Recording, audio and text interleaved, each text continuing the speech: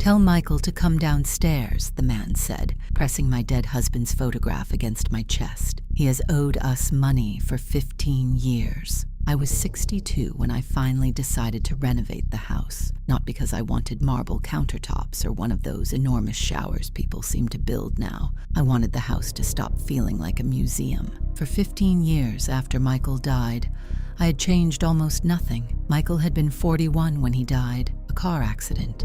Wet road, late evening, one sharp curve outside town. The police told me he probably never saw the truck coming. I was 47 then, with a daughter already married and a first grandchild on the way. People kept telling me I was young enough to start over, as if a marriage were a kitchen you could repaint. I did not start over.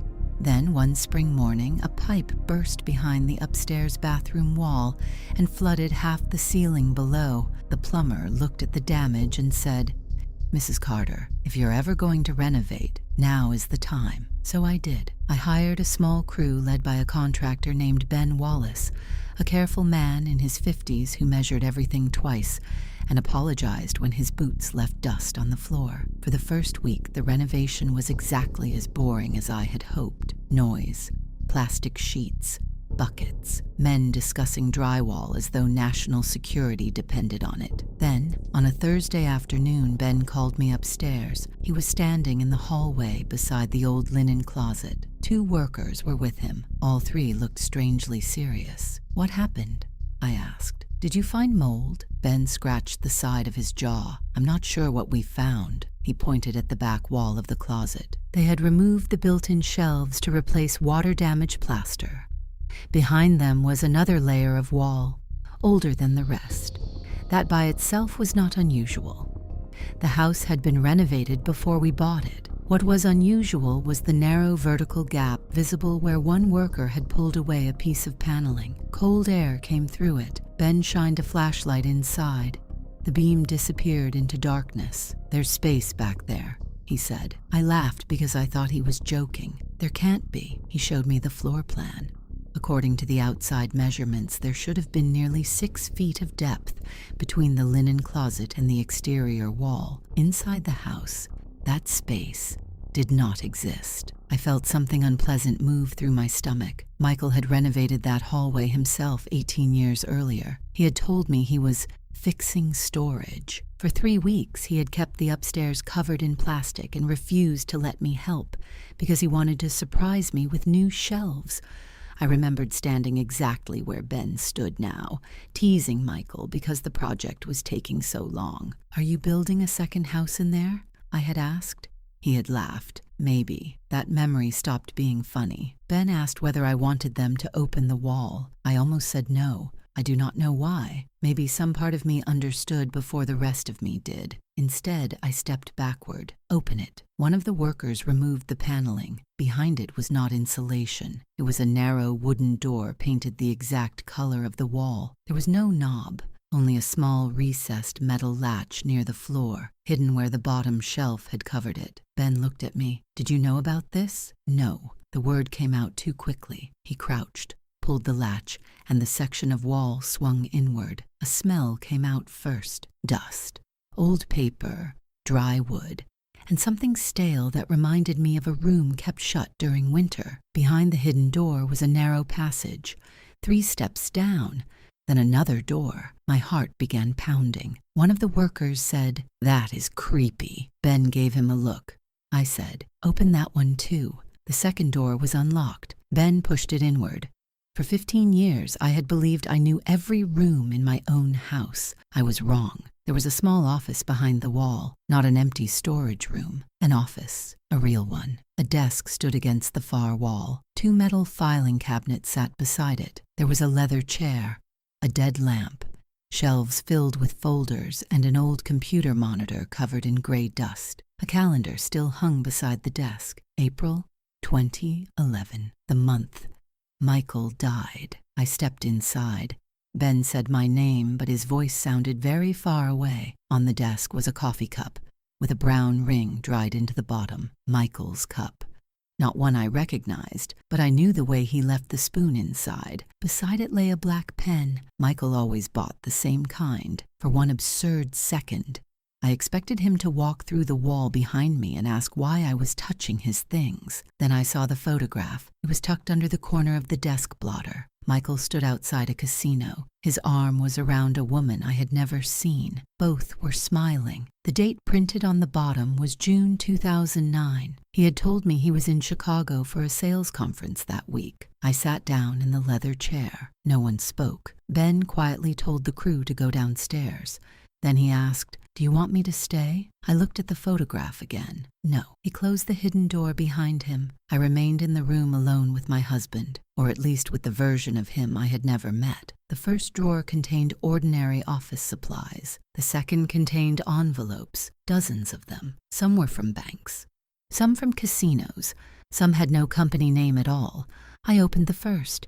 Inside was a bank statement from an account I did not recognize. Michael Carter.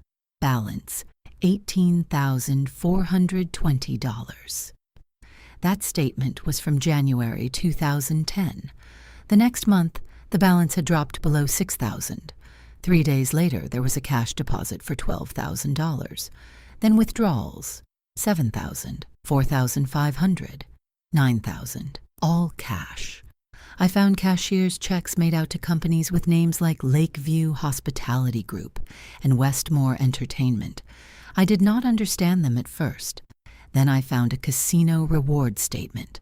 Michael had a player number, a very high tier. My husband, who complained if I spent $40 on decorative pillows, had apparently gambled enough money to receive private hotel offers. I started opening folders faster. Credit lines, cash advances, loan notices, late payment letters, a check for $25,000 made out to a man named Victor Hale, another for $11,000, another for $8,000. My hands became cold. Michael had always handled some of our finances, but we had never been rich, comfortable. Yes, he worked in commercial equipment sales and earned well. We paid our mortgage. We took 1 vacation a year. We saved for retirement. At least I thought we did. I pulled open the bottom drawer. Inside was a velvet pouch. Casino chips. Not souvenir chips. Real ones. Several casinos. Different cities. Las Vegas. Atlantic City. A riverboat casino 2 hours from our house. I remembered every explanation. Late client dinner. Trade convention. Flight delay. A customer emergency. The night his phone died, and he came home at 4 a.m. smelling like cigarette smoke. He told me a client's car had broken down. I had made him eggs. I actually stood in our kitchen at 4:30 in the morning making eggs for a man who may have just lost thousands of dollars at a blackjack table. I laughed. It sounded ugly in that sealed room. Then I found the hotel receipts. The first one had 1 guest. The second had 2 breakfasts charged to the room. The third included champagne. The fourth included something from the hotel gift shop.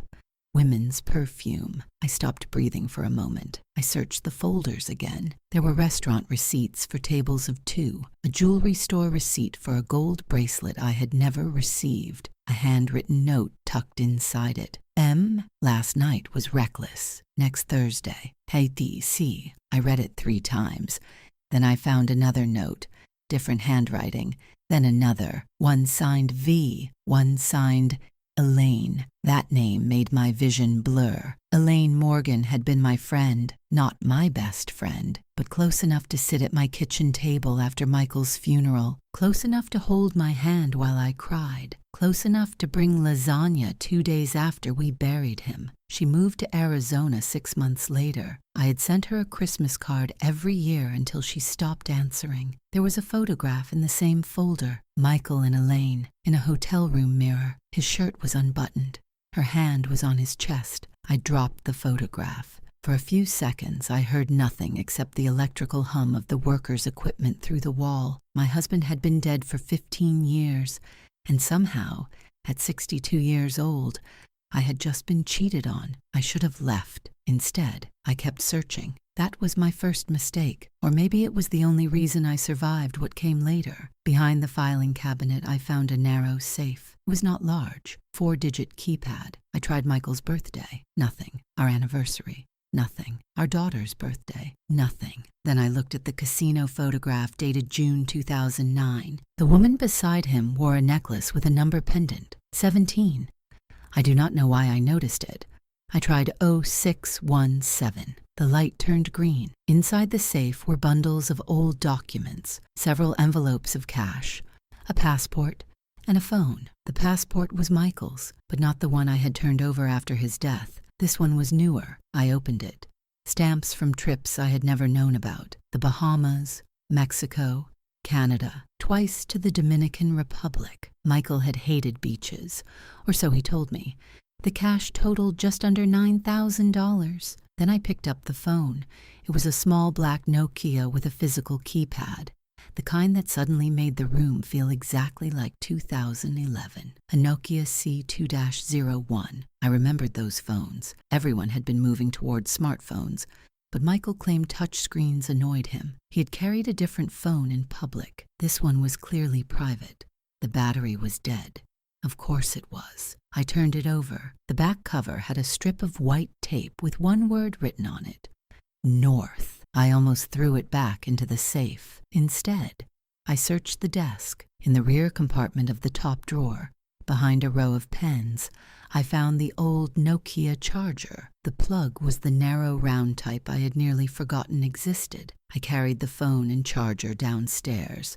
Ben was waiting near the kitchen. He took one look at my face. "You found something bad?" It was not a question. "Yes." "Do you want us to stop work?" "No." I surprised myself with how quickly I answered. "If there are any more walls that don't make sense, I want them opened." Ben nodded slowly. Then he looked at the phone in my hand. "Is that his?" "I think so." I plugged it into an outlet beside the kitchen counter. Nothing happened. For nearly a minute, the screen remained black. I felt foolish. Then a tiny battery symbol appeared. I left it charging while I made tea I did not drink. 20 minutes later, I pressed the power button. The old Nokia tone sounded in my kitchen. I nearly dropped it. The phone asked for a PIN. I tried Michael's usual 4 digits.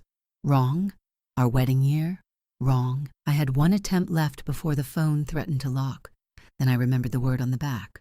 North, on an old keypad. Letters corresponded to numbers. N was 6, O was 6, R was 7, T was 8, H was 4. 5 numbers, not 4. The PIN field accepted 5. 66784. The phone opened. I stared at the home screen. The date was wrong. The battery was almost empty, and somehow, in the corner, there was a network signal. That frightened me more than if there had been none. I later learned the number had been attached to a small business account that had continued paying automatically from an account no one had closed. At that moment, all I knew was that my dead husband's secret phone was alive. There were 214 unread text messages. Most were old. Some were not. The newest was only 11 months earlier. "Where are you?" Another. 6 months ago. "This doesn't disappear." Another from 3 weeks earlier. "Answer me, Carter." I checked the call log. Missed calls. Dozens of them. Different numbers over the years. But one number appeared again and again. No name, just a number ending in 9044. The most recent missed call had been 4 days earlier. 4 days. Someone had called my husband 4 days ago. I felt the kitchen tilt. I should have turned the phone off. I should have called the police. Instead, my thumb touched the center button. The highlighted number opened. Then, because old phones are unforgiving and I was shaking, I pressed the green call key. The phone began dialing. I froze. I hit red. Too late. Someone answered. A man's voice exploded through the tiny speaker. "Michael, you arrogant son of a bitch, do you have any idea how long?" He stopped. I could not speak. "Michael?" "No." My voice sounded thin. There was a pause. "Who is this?" I swallowed. "Who are you?" The man's tone changed instantly, not softer, sharper. "Put Michael on." "Michael is dead." Silence, then a short laugh. Not amused. "No, he isn't." My skin prickled. "He died 15 years ago." Another silence. This one longer. "What's your name?" I hung up. The phone rang immediately. I stared at it. Same number, 9044. I did not answer. It rang again, again, then stopped. A text arrived. Who is this? I turned the phone off. My hands were shaking so badly I had to sit down. That evening I called my daughter, Rachel. I did not tell her everything. Not yet. I only said we had found a hidden room that belonged to her father. She laughed at first. Dad had a secret room. Then she heard my silence. What was in it? I don't know yet. That was a lie. I knew enough. I just did not know how to tell my daughter that the father she had worshipped had kept a casino in his paperwork and other women in his photographs. Rachel came over immediately. She was 41 now, the exact age Michael had been when he died. That fact had never bothered me until she stepped into the hidden office and stood beside his frozen calendar. She looked older than he had in the photographs. That felt wrong. She opened one file, then another. I watched her face change. No, she whispered it like a child. I showed her the photograph with Elaine. She sat down. For 10 minutes, neither of us spoke. Then Rachel said, "Did you know?" "No."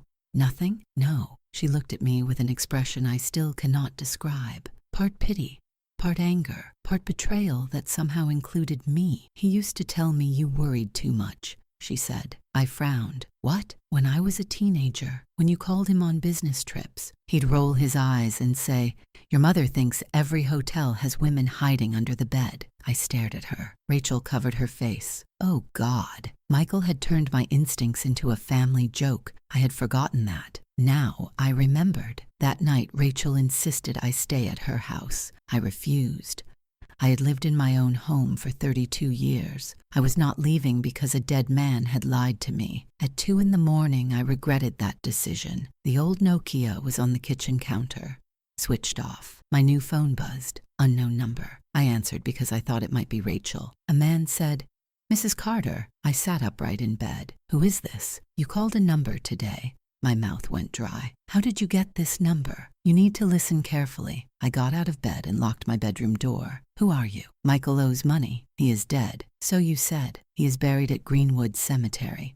You can go look." The man ignored that. "There were arrangements." "What arrangements?" "Payments." I gripped the phone. "I don't know anything about payments. That is the problem. I'm calling the police." He laughed once. "Tell them Victor Hale says hello." The line went dead. I did not sleep at all. At 7, I drove straight to the police station. I brought the Nokia, copies of the checks, the casino statements, and the threatening texts. A detective named Nora Patel listened without interrupting. When I mentioned Victor Hale, she stopped writing. "You know that name?" I asked. "I know of it." "What does that mean?" "It means I need you not to contact him again." "I didn't contact him on purpose." "I understand." She asked whether anyone had followed me, whether doors or windows had been disturbed, whether Michael had ever mentioned private lending, sports betting, or card rooms. "No." "Did he gamble?" "Apparently." "How much?" "I don't know." She looked at the copies. "Enough." Detective Patel took photographs of the documents, but told me not to surrender the originals yet. Then she said something that made me angry. "You may want to stay somewhere else for a few days." "No, Mrs. Carter.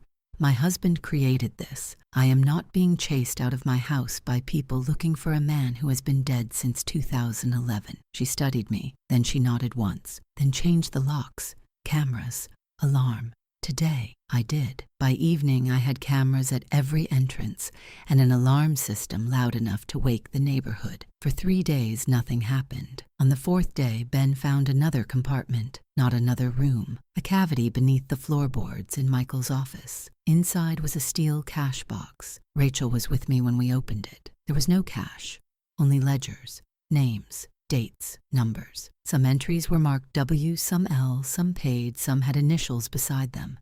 Rachel pointed to one line, MC, 48,000, VH, another. MC, 72,500, VH, another. MC, 115,000, VH. My stomach dropped. The numbers increased over time. At the very back was a folded page dated 2 weeks before Michael died. Total due, $286,400. Rachel whispered, "Mom." I could not answer. Below the total, Michael had written one sentence. "Hale thinks I have the reserve." "What reserve?" Rachel asked. "I don't know." We searched the office again. Nothing. Then Rachel found a second set of photographs. These were worse than the first. Michael with women in restaurants. Michael kissing a blonde woman outside a casino. Michael beside Elaine at a cabin. Michael with a woman whose name I later learned was Cassandra Reed. The dates overlapped. Not one affair, not two. A pattern, years. I found a small address book. Women's names were written under business initials. Cassandra was C.R. Supplies. Elaine was E.M. Logistics. One name appeared more than any other, Julia. 3. No last name. Just Julia. Rachel took the book from me. What does 3 mean? I don't know. A photograph slipped from the back cover. Michael was standing beside a woman holding a baby. On the back he had written, Julia and Noah, August 14th, 2010. Rachel sat down very slowly. No, I knew exactly what she was thinking. So was I. Rachel stood at my kitchen sink staring outside. Do I have a brother? I don't know. You think Dad had another child? I don't know. I hated those words. I called Julia. I almost did not. My finger hovered over the number for nearly a minute. Then I pressed call. A woman answered. Hello? Is this Julia Mercer? Yes. My name is Evelyn Carter. Silence. A very long silence. Then she whispered, Oh, the one sound told me everything except the details. You knew who I was. Yes. Was Michael the father of your son? She began crying. I closed my eyes. Please, I said, just answer. I thought he was. Thought? He told me he was. My grip tightened. What does that mean? It means I found out later he probably wasn't. I blinked. What? Julia took a long breath. Michael lied to everybody. That sentence should not have surprised me. It did. She told me they had met at a casino in 2008. He said he was separated. He said his marriage existed only on paper. He said I refused to divorce him because of money. I laughed when she told me that, not because it was funny, because Michael had apparently invented an entire miserable version of me for women I had never met. Julia became pregnant. Michael panicked. He paid some of her expenses. He visited Noah, but after Michael died, another man, Julia's former boyfriend, requested a paternity test. Noah was his. So Michael knew? I asked. Not before he died. I felt something close to relief, then hated myself for feeling it. Rachel did not have a secret brother, but the photograph still meant Michael had held another woman's baby and believed, for months, that the child might be his. Julia said he owed people money. My entire body went still. What people? I don't know names. He was scared near the end. Of Victor Hale? She inhaled sharply. You know Victor, do you? No, but Michael said that name once. He told me if anyone named Victor contacted me, I should say I had never met him. What was the reserve? Julia did not answer. Julia, I don't know. You hesitated. He kept talking about something he called the reserve. I thought it was gambling money. Where? I swear I don't know. Then she said something that brought the hidden room back into focus. He once told me, the safest money is the money sleeping next to the person who doesn't know it exists. I felt sick. Sleeping next to? That's exactly what he said. After the call, Rachel and I searched my bedroom. Mattress, closet, floorboards, old jewelry boxes. Nothing. Then Rachel asked, What did Dad give you that you never used? I stared at her. Michael had given me a cedar hope chest for our 20th anniversary. It sat at the foot of my bed for years. After he died, I moved it to the attic. I kept blankets inside. Rachel and I dragged it downstairs. The chest was heavy even after we removed everything. Too heavy. Ben came upstairs when he heard us struggling. He inspected the bottom. This panel is thicker than it needs to be. He removed 4 screws hidden under felt pads. A false bottom lifted out. Underneath were sealed plastic sleeves. Cash. So much cash. Old bills bundled in bank straps. Rachel whispered, Oh my God. We counted only enough to understand the scale. More than $100,000, maybe much more. And beneath the money was a handwritten note. If anything happens to me, do not trust Lenny.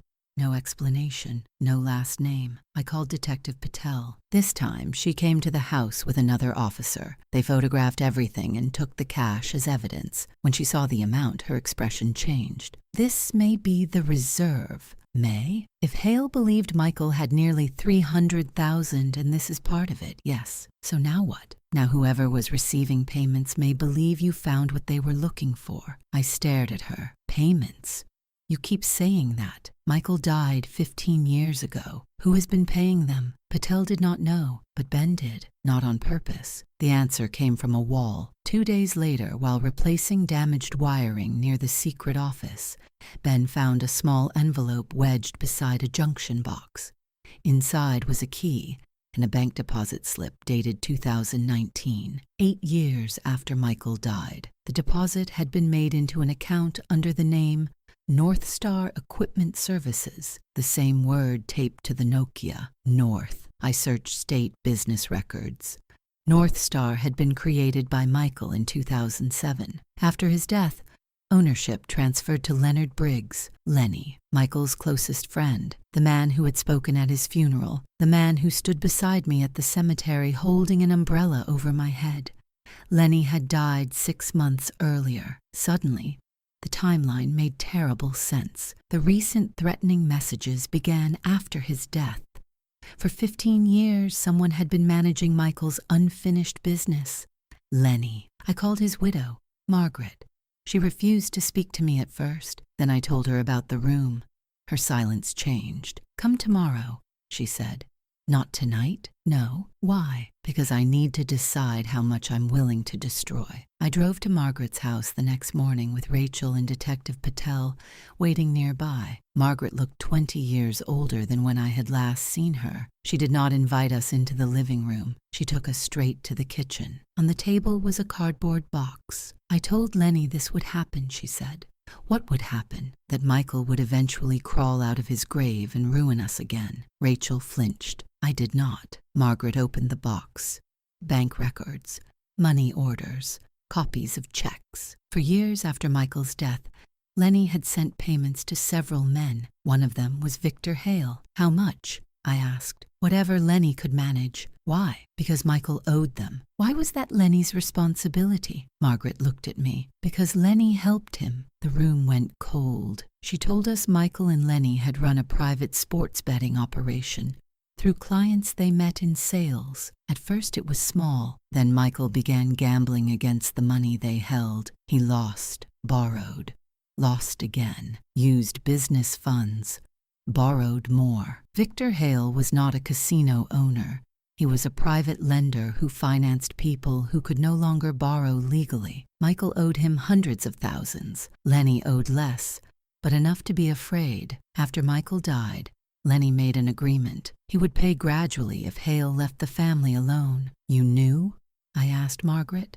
Not at first. When did you find out? 2013. And you never told me? She looked ashamed. Lenny said telling you would make them come after you. They came anyway. I know. 15 years later. I know. Rachel asked, did my father die because of this? Margaret looked at her. I don't know. That answer hit harder than I expected. The official report said wet road, but Michael had been driving home from somewhere he had lied about. Where? Margaret reached into the box and gave me one final envelope. Inside was a photocopy of a casino security log. Michael Carter had left at 10:42 p.m. on the night he died with Elaine Morgan, my friend, the woman from the photograph. My chest tightened. Where is she now? Arizona, I think. I called Elaine that afternoon. She answered on the third ring. When I said my name, she whispered, Evelyn. No surprise, only dread. You were with him the night he died. She began to cry immediately. I had imagined this confrontation for hours. I thought I would scream. I did not. Tell me what happened. Elaine said Michael had been gambling all evening. He lost badly. A man came to the private lounge. Michael argued with him. Elaine did not know his name then. I did. Victor. Michael told Elaine to leave with him. In the parking garage, he was shaking. He kept saying he needed to get home before midnight. She told me. Why? I don't know. Did anyone follow you? I saw headlights behind us for a while. My hand tightened around the phone. Then what? He dropped me at my car. Where? A hotel near the highway. Of course. And he drove away. Yes. Was he drinking? A little. How much? I don't know. You slept with my husband and you don't know whether he was drunk before he drove home? She started sobbing.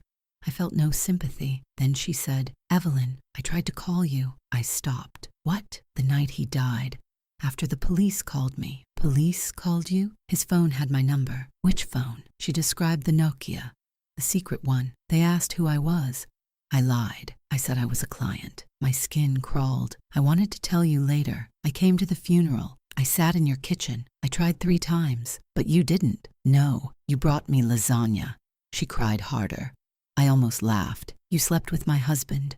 Watched him leave a casino owing dangerous men money, lied to the police, then brought his widow lasagna. I was a coward." "Yes." There was nothing else to say. I hung up. That evening, Detective Patel called.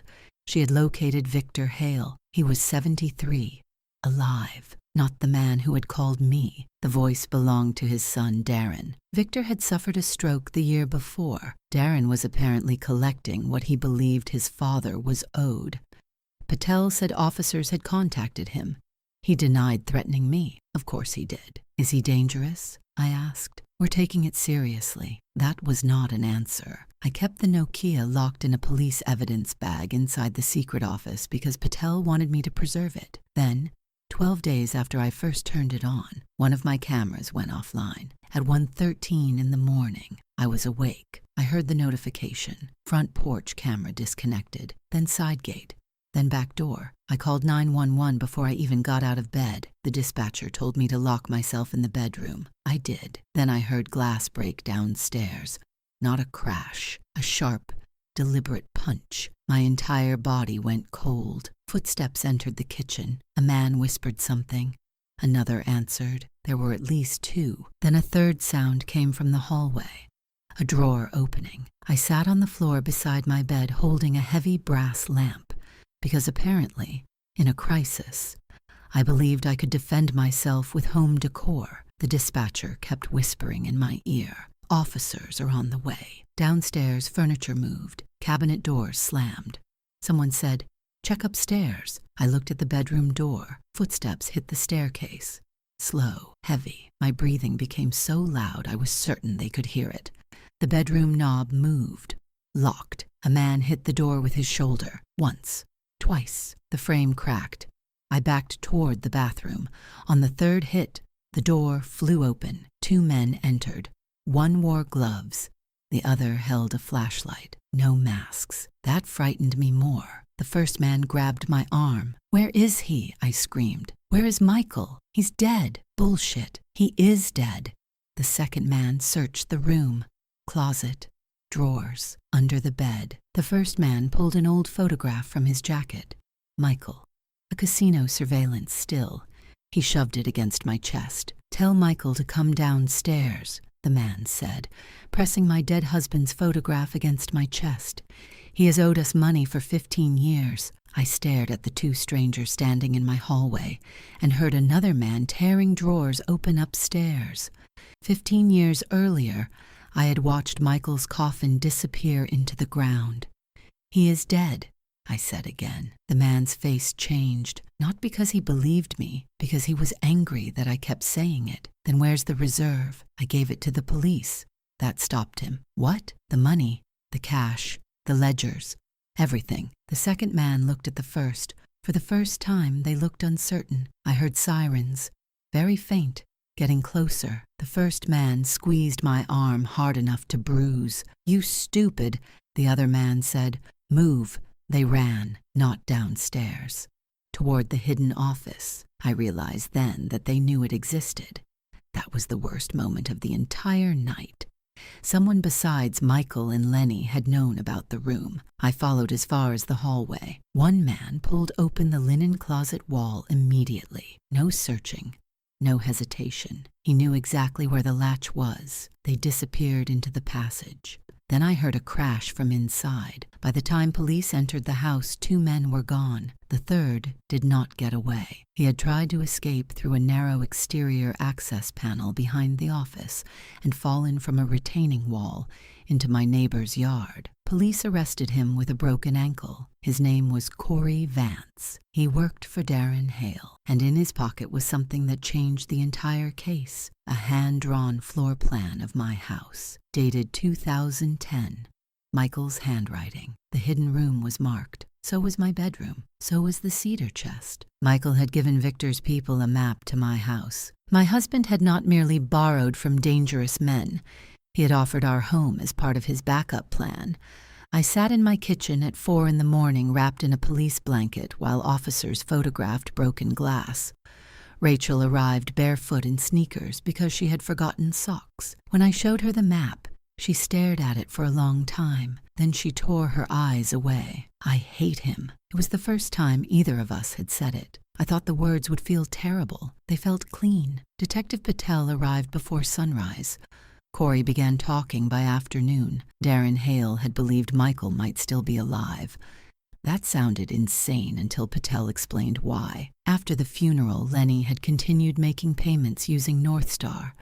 Darren assumed Michael had faked his death and left Lenny to manage the debt. The death certificate did not convince him. People who live around fraud eventually believe everything is fraud. When the secret Nokia suddenly made an outgoing call after 15 silent years, Darren thought Michael had resurfaced. My accidental call had brought a ghost back to life. Why break in after police contacted him? I asked.